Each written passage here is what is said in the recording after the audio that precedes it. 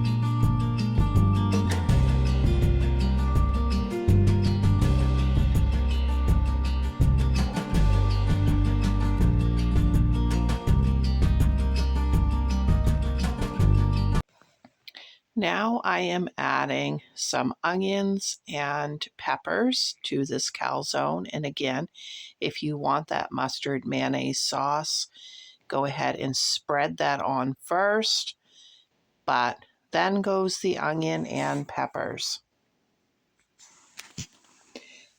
Now I'm just chopping the pot roast up with some scissors and getting that all on there. Now I'm going to add some garlic powder. Now some shredded cheese. I have this Mexican style.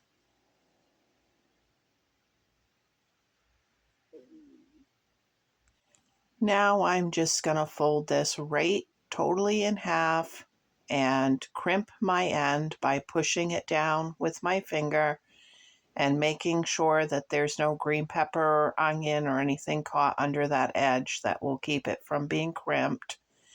And then I'm just going to take a knife and kind of score it just a little bit so that it can steam out through the holes and not end up exploding. And there they are. There it is, all finished, and it was very good.